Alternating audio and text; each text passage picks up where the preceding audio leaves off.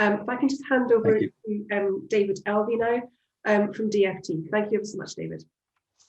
Hi, morning everybody. I'm just going to go through the same process, or good afternoon everybody, the same process I had to go through, trying to find the right presentation.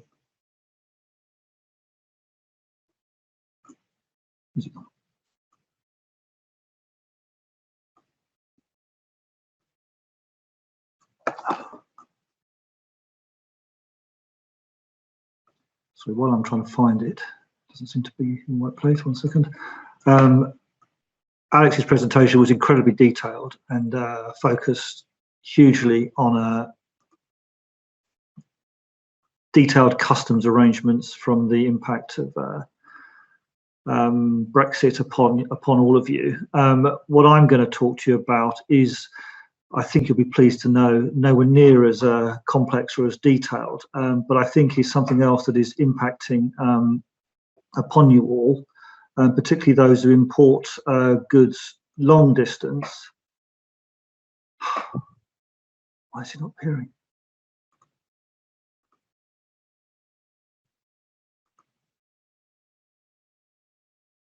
Sorry, bear with me a second.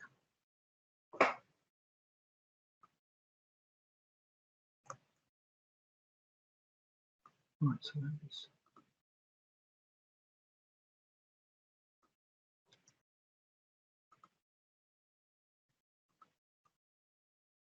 Right, here we go.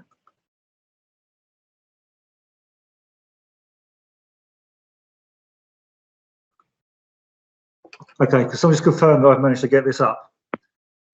That's perfect, David. Brilliant. Okay, so I'm going to talk to you about the global container system, which I know has been impacting quite a lot of Make UK members, and I know this because they've been writing to their local MPs, and their local MPs have been writing in large numbers to my transport ministers. This is not a Brexit issue, although I realise that sort of the difficulties that have been experienced both in terms of the cost and availability of container import and export space have coincided with Brexit. The actual interchanges between the two are relatively minor. So I'm pleased to not have to talk about Brexit in the presentation. And after listening to Alex and going into the minutiae of customs, I'm sure you'll be quite pleased not to have to think about Brexit for at least 20 minutes as well. So just to sort of clarify what we're talking about here.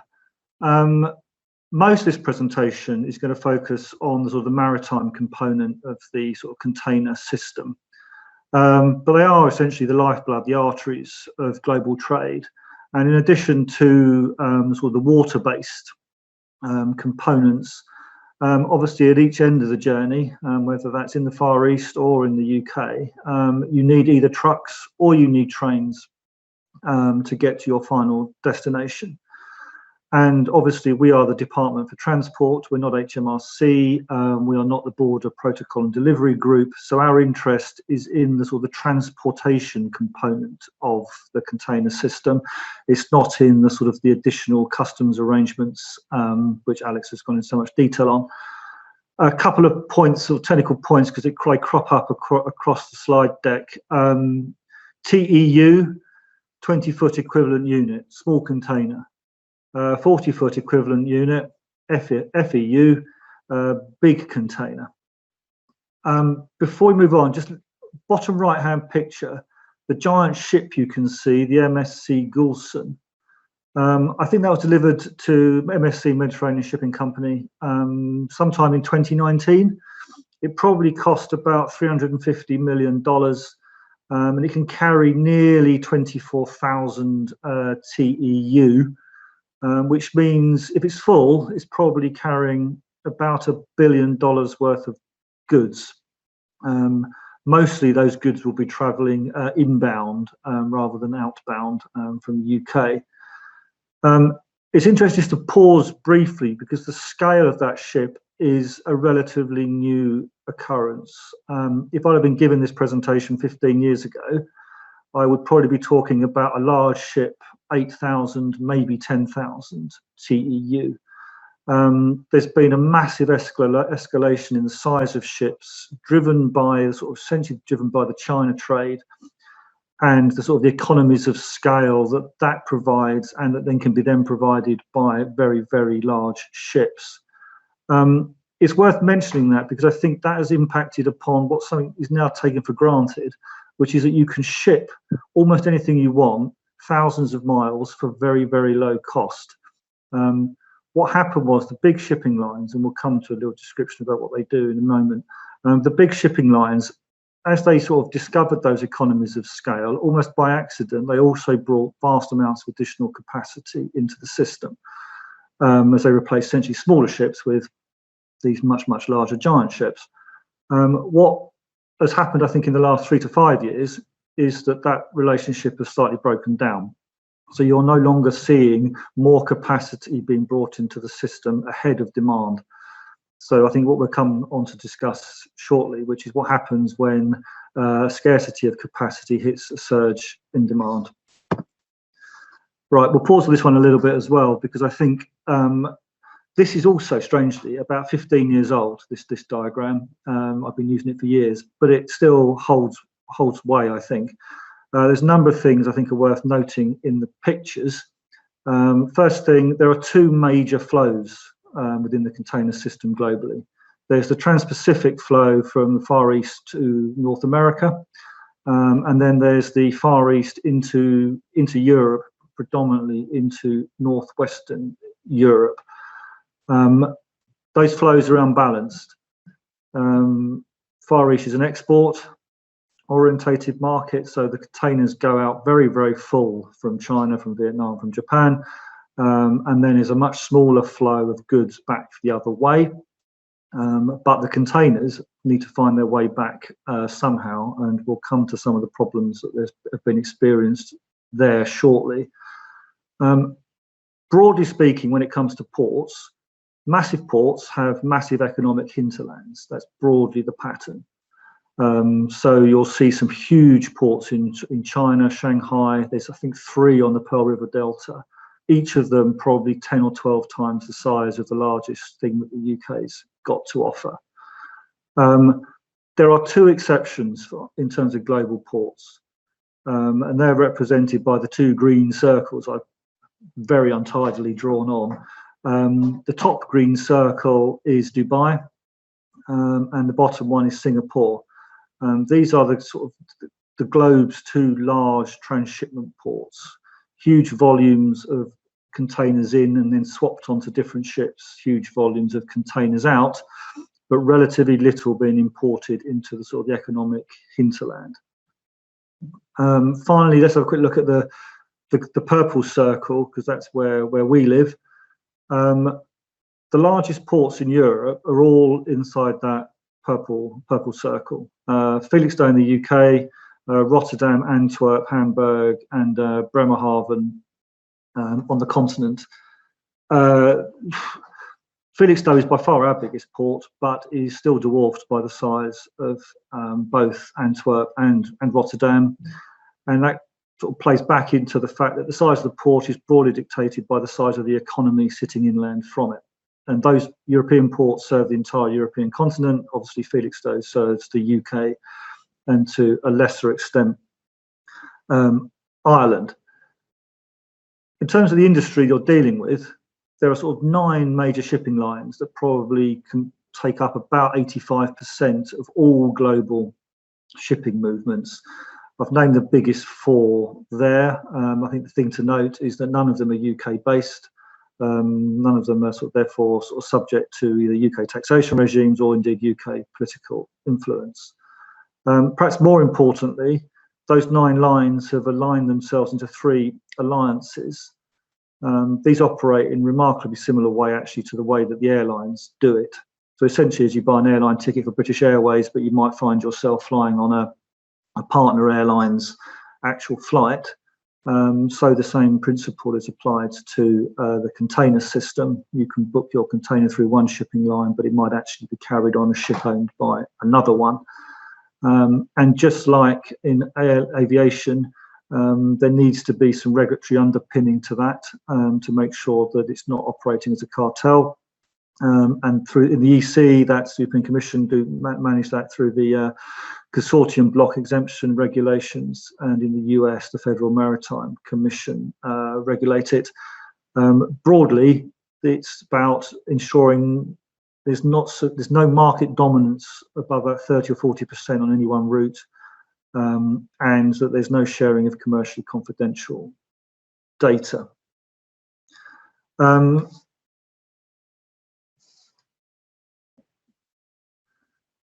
So if you're thinking about that map, the flows from the Far East in particular, and those flows into the UK and into Northern Europe, what I've done there is I've circled sort of the Far East, the Gulf states, because that picks up Dubai, and it also actually picks up Singapore inside that gap.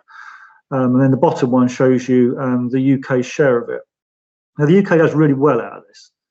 I mean, I think there's sort of often a lot of criticism about UK ports, but actually we get about 70% of the giant ships that sail from the Far East will call in the UK.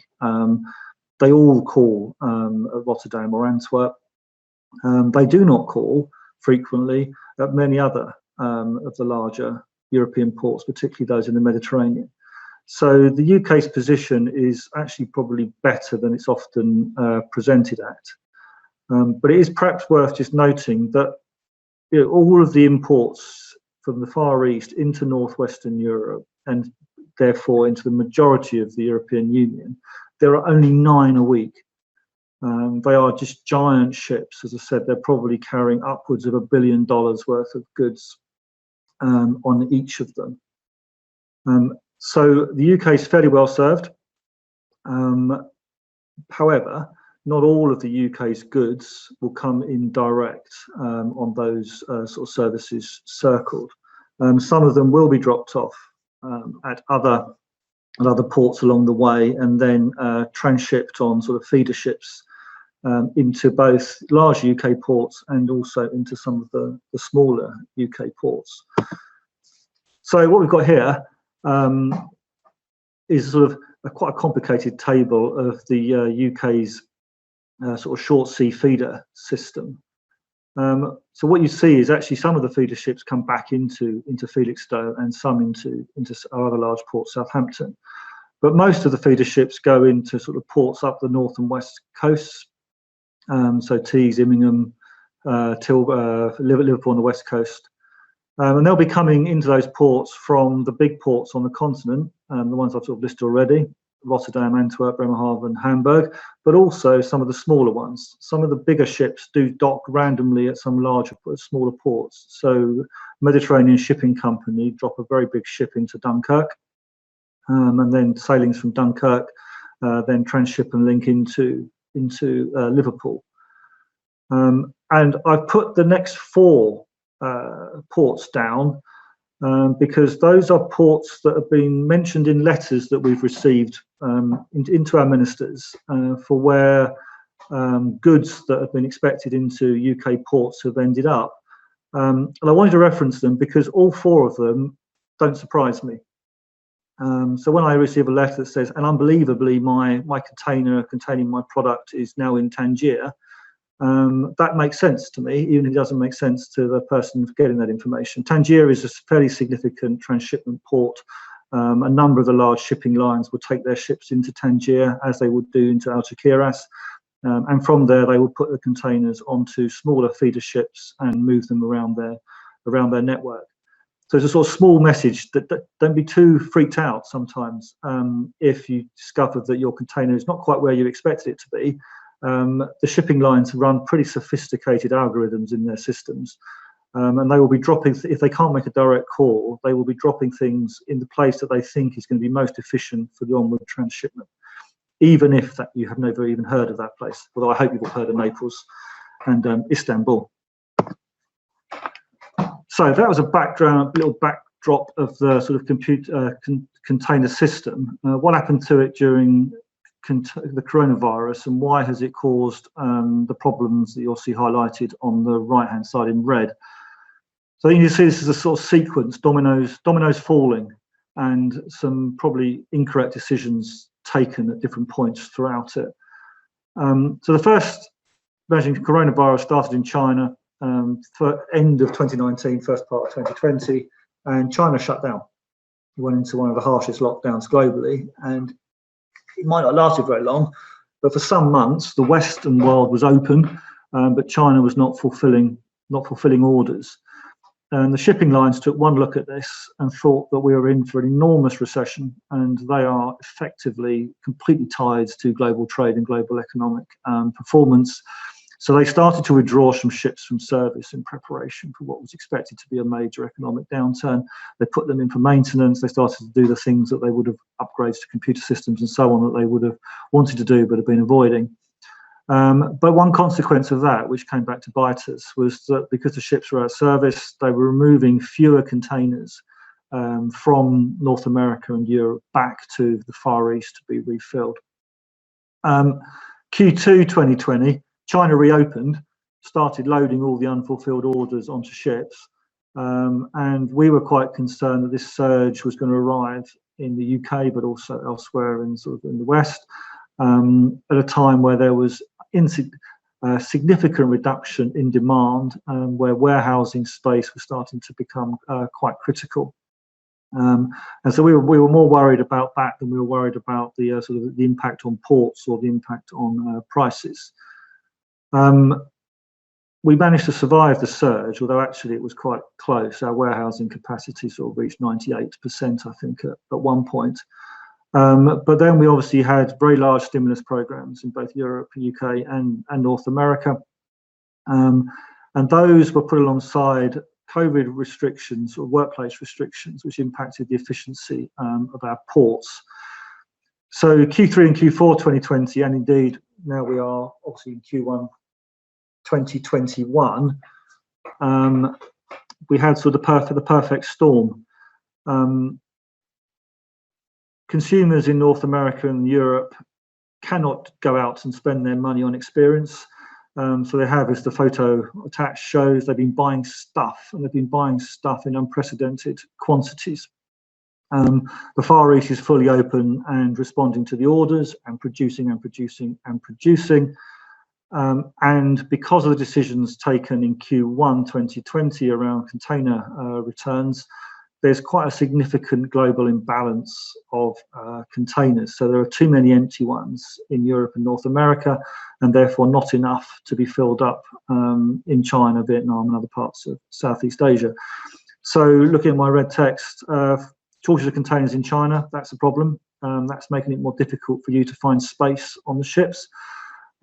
Very high levels of vessel utilization. There are almost no ships available for charter, which is one way of testing whether the shipping lines are bringing everything they can into this. They seem to be.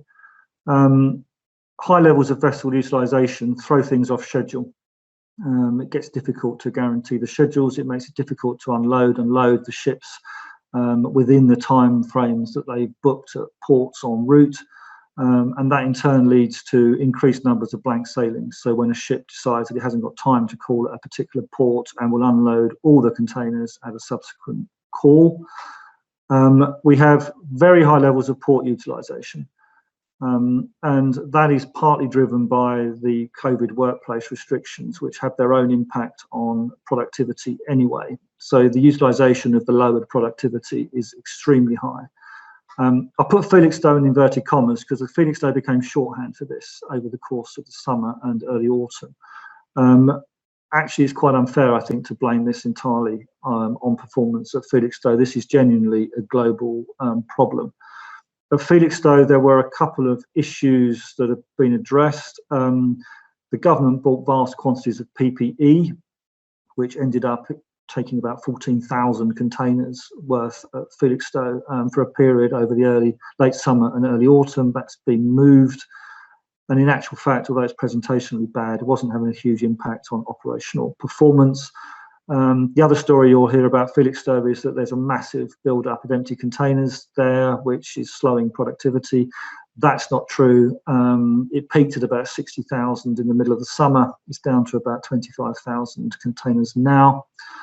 And then the final issue that I think probably touches quite a few people on this call, because a lot of your direct direct contact with this system will be through the road hauliers. Contrary to some belief, there is plenty of capacity at Felixstowe to collect containers. The difficulty is that it's not all available at peak hours. Felixstowe operates 24/7, so there are plenty of slots available to collect goods, but perhaps not at 10 AM. You might have to collect them at 10 PM. And I mentioned LA Long Beach because probably of all the ports globally that are suffering from this, it is suffering most. I did have a picture that's not very clear, but there's about, at any given time these days, there's about 8 ships queued up outside LA and Long Beach, containing anything up to 250 to 300,000 TEU in total. So just waiting outside Long Beach, there's probably 15 times as many containers as there are currently waiting to be re-exported from Felixstowe. So we've had pressure within the capacity, the infrastructure of the system. Obviously, most of the letters, most of the interest that we receive is about the cost. I've got a couple of slides on costs. There are hundreds you could use. So just to quickly orientate ourselves, and I know it's not super clear, the y-axis on the bottom, sorry, the x-axis on the bottom is 2014 to Q4 2020, and we're comparing a baseline 2008, so essentially the peak before the financial crisis. I think there's 3 things to observe here. Obviously, on the right-hand side, in the red circle, you're seeing the beginnings of the quite extreme spike in prices that have been experienced over the last, say, 3 months. But within the blue circle, I think there's 2 things to note. The first is that for a long period leading up to the sort of last 9 months or so, the global shipping system has not been making bulk loads of money. Prices have remained well below the price that they reached in 2008. And indeed, the shipping lines have struggled to increase prices very much over the course of that period. The other thing to note, I think, is the discrepancy in cost between Asia and Europe, Asia-Europe trade and Asia-North America trade. And we'll see that again on the sort of subsequent slide where you look at it in dollar terms. It is more expensive and more profitable to ship stuff across the Pacific, and more profitable for the shipping lines to do so than it is to ship stuff into Europe. Now, I'm not quite sure why that's the case, but I think when considering that the shipping lines, if they could, in theory, would shove all of their capacity onto the Pacific routes. So the profit margins there are significantly higher. This one is, I think, a combination of spot price and contracted price. This one, which I think is what generates the majority of the complaints received, is the spot price. Again, both Asia, North America, Asia, Europe, and Asia, North America. Again, you'll see the big spike on the right-hand side. That will have gone higher since this graph was created. I think you're looking at around maybe $8,000 TEU on a 20-foot, and even then difficult sometimes to get access. But again, you'll see the spot price spikes, but generally speaking, it's been relatively consistently low for most of the last 10 years. Indeed, actually, if you took this back another decade before, you would see the same thing. For information, about 75% of a ship's revenue will be through contracts, and about 25% probably through spot market. We wait and see whether that sort of ratio holds over the coming 12 months, as perhaps some of the big shippers become reluctant to sign up to some of the very high prices that I don't doubt the shipping lines will be quoting for contracted rates. So what's going to happen next? For the next 6 months, at least, I think costs and utilization are going to remain pretty high. So many of the challenges that have been within the system for the last sort of 6 months will probably stay for another 6 months. But as I said earlier, the container system is a barometer for the global economy and global trade. So there are a whole host of options, opportunities, challenges that may or may not impact on this and change the demand profiles, and therefore either increase or reduce the pressure in the system. So I've listed a couple there. I think it's worth noting that lockdown is probably the most significant driver in terms of COVID. We all remain to wait to see what impact the Biden stimulus actually has on global demand. I mean, there seems to be quite a lot of concern that he's overcooked it. And if that feeds its way through into demand for physical goods, then that will obviously also impact upon the capacity, the ability of the shipping system to cope with it. It may not feel like it, but the ports and shipping lines are adjusting.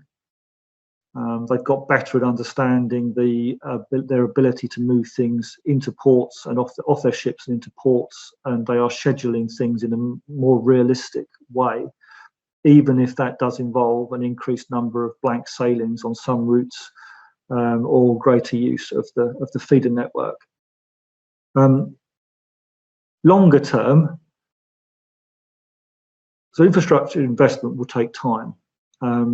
There's obviously concern out there that the shipping lines in particular are quasi-cartels.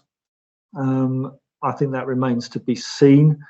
There's no history of them managing to sustain high prices over any significant time scale. And that's partly because although a ship costs a lot of money, there's very little intellectual property moats around the industry. So inevitably, if prices are high, either new competitors will come into the market, or the existing players will look to steal market share by ordering more ships. I suspect that's what will happen in the coming years. Business models. I mentioned the fact that there was a clear business case for moving to very, very large ships. I think at $8,000 to $10,000 TEU, you'll start to see small ships are obviously viable again. I think I'm already picking up intelligence, although I haven't yet seen any in operation, of retail consortiums coming together to sort of bring smaller 5,000 to 8,000 TEU ships into direct service for themselves. That will start to challenge the major shipping lines. Ports will continue to respond to long-term trends in global trade. They won't react to short-term spikes, clearly, so there's limited capacity there. And I think it's just worth sort of just mentioning, partly because I think we will probably be thinking about freight in the round as part of a future of freight strategy in the coming sort of 12 to 18 months. Is there any wider role for HMG, the government, in regulating this sector, getting involved in this sector? I mean, we have not been involved in it since sort of privatisation effectively 40 years ago. What is the case now? And I think this is something that we will pick up not only with sort of transport stakeholders, but we'll look to reach sort of more widely out along supply chains to reach those who actually use this infrastructure. So I think that's it. Let me see if I can get myself back. Stop sharing. Right.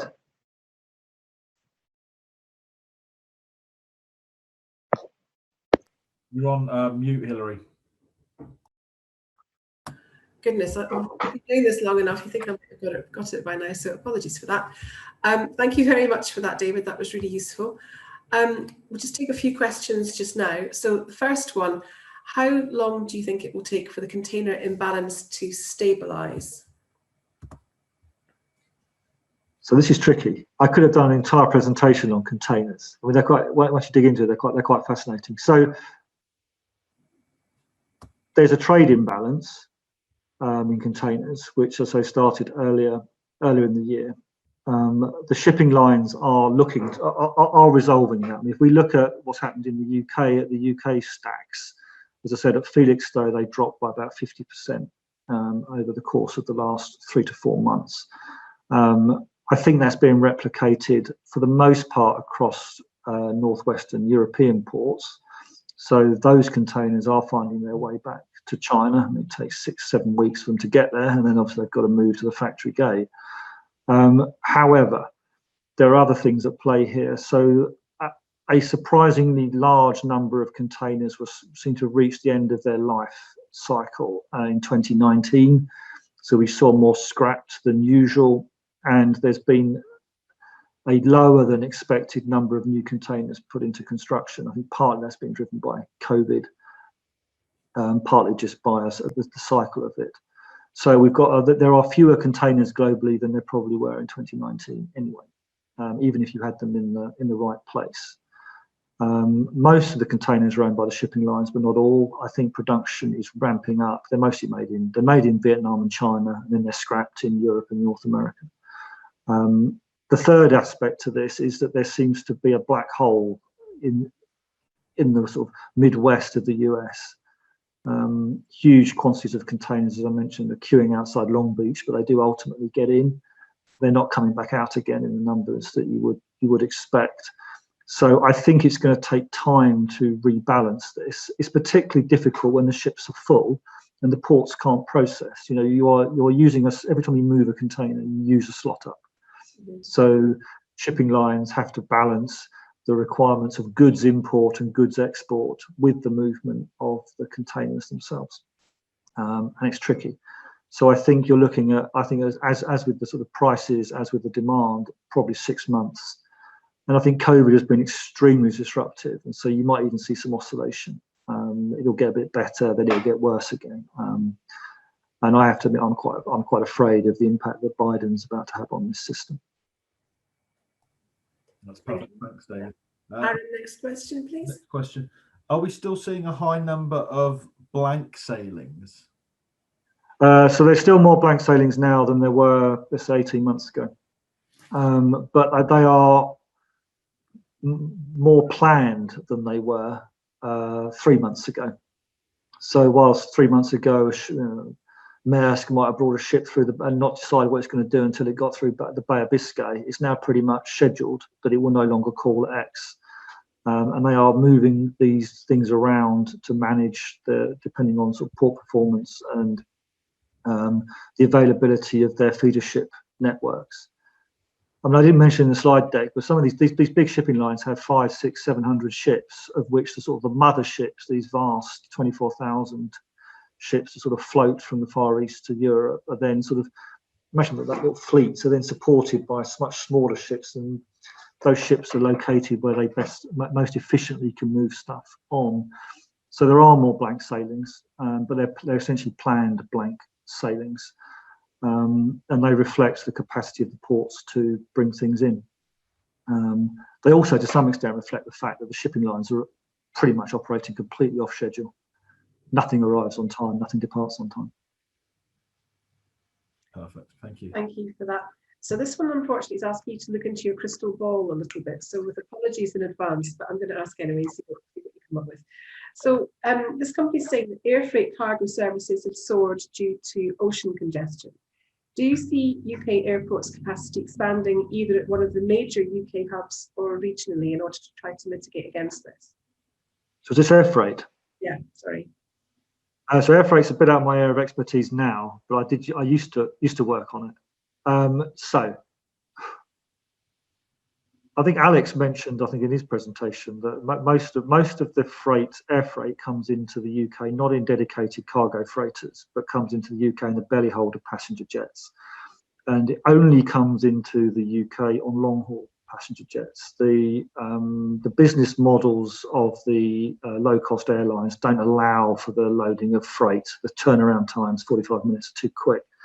So really what you're talking about when you talk about air freight, you're talking about long haul on passenger jets, predominantly on the sort of the thick routes from China, Singapore, Hong Kong, but particularly obviously North America. That's where most of it will come in on. So volumes will depend on the recovery, to some extent, upon the recovery of the passenger market. There's been, I think, some shift from passenger to dedicated freighter, and I think some of the passenger airlines have taken out seats and essentially running things as dedicated cargo freighters. Air freight won't replace seaborne freight. They almost don't touch each other. One is essentially broadly low value, high bulk. The other is high value, small. So I don't think the two impact upon each other in any way. So there was another part of the question, wasn't there? Sorry, so do you see UK airports capacity expanding either at one of the major UK hubs or one of the regional destinations? So I'm not going to comment on that. So I think you'll have seen there was a court, Heathrow won a court case, judicial review. I think governments will review the airport's national policy statement in due course, but I certainly don't have I'm not close enough to that now to answer that question. Sorry for asking. Aaron, if you can ask maybe one more question. Yeah, that's no trouble. Next question. Has port utilisation increased further and or decreased since the post-COVID lockdown surge? So port utilisation, define port utilisation. So that, first of all, I think COVID has reduced the capacity of ports effectively. A number of sort of workplace safety and health requirements have been put in place to meet the COVID restrictions. Broadly, that knocks about 10%. They use about the 24-hour big ports lose about 2 hours a day of operation.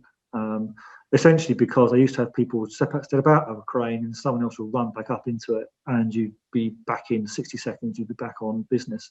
Now, between every movement, you have to clean the thing out. So total volumes into the UK are up, but it's worse than the total volumes indicate because the total volumes are hitting a port system with reduced capacity.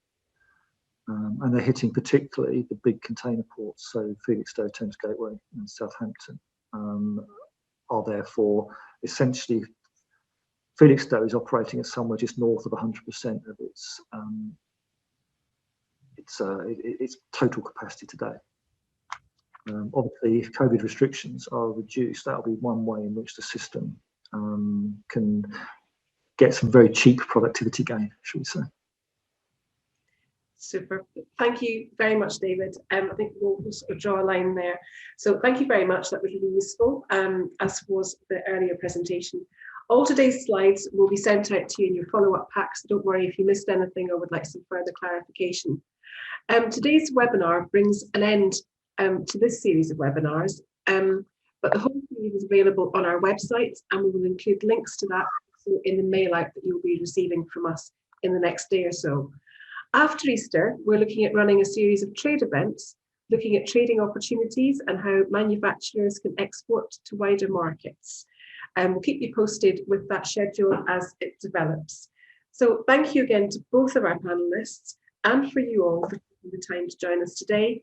We hope you found the session useful and look forward to seeing you again very soon.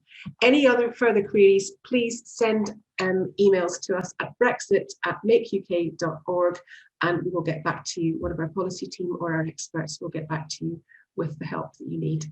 Thank you very much.